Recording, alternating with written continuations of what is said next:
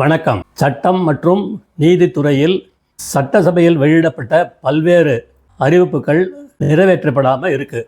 அதில் ஒரு சிலதை இப்போ பார்க்கலாம். அரசு சட்டக்கல்லூரி உதவி பேராசிரியர்களுக்கு ஆசிரியர் மேம்பாட்டு திட்டம் மற்றும் புத்தாக்க பயிற்சி வழங்கப்படும் சொன்னீங்க. செயலிய திருச்சி, கோவை, திருநெல்வேலி, வேலூர் அரசு சட்டக்கல்லூரிகளில் உள் விளையாட்டு திடல் மற்றும் உடற்பயிற்சி கூடம் அமைக்கப்படும் சொன்னீங்க. செயலை இளங்கலை சட்டப்பிரிவுகளில் தேசிய மாணவர் படை திட்டம் அமுலாக்கப்படும் சொன்னீங்க. செஞ்சீங்களா? தமிழ்நாடு டாக்டர் அம்பேத்கர் சட்ட பல்கலையின் கீழ் செயல்படும் சட்ட ஆராய்ச்சி துறையின் திறனை சர்வதேச அளவில் மேம்படுத்தும் திட்டம் 15 லட்சம் ரூபாயில் செலவில் தொடங்கப்படும் சொன்னீங்க. அப்படியே தான் இருக்குது. திருநெல்வேலி, வேலூர் அரசு சட்டக்கல்லூரிகளில் 14 கோடி ரூபாயில் புதிதாக நூலக கட்டடம் கட்டப்படும் சொன்னீங்க. ஒரு செங்கலை கூட தூக்கி போடலை.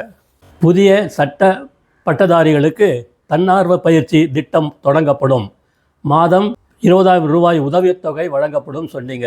செயலிய அரசு சட்டக்கல்லூரி மாணவர்கள் பயன்பெறும் வகையில் அனைத்து சட்ட பாட புத்தகங்களும் தமிழில் மொழிபெயர்க்கப்பட்டு தமிழ்நாடு பாட நூல் கழகம் வாயிலாக விநியோகிக்கப்படும் சொன்னீங்க. செஞ்சீங்களா? அரசு சட்டக்கல்லூரி மாணவர்கள் சட்டக்கல்வியில் தகவல் தேடல் மற்றும் குறிப்பு ஆதாரங்கள் அணுகுதலை எளிமையாக்குவதாக 1 கோடி ரூபாய் செலவில் அனைத்து சட்டக்கல்லூரிகளிலும் மின் நூலகம் அமைக்கப்படும் சொன்னீங்க. இல்லையே செயலிய. ஜெய்ஹிந்த்.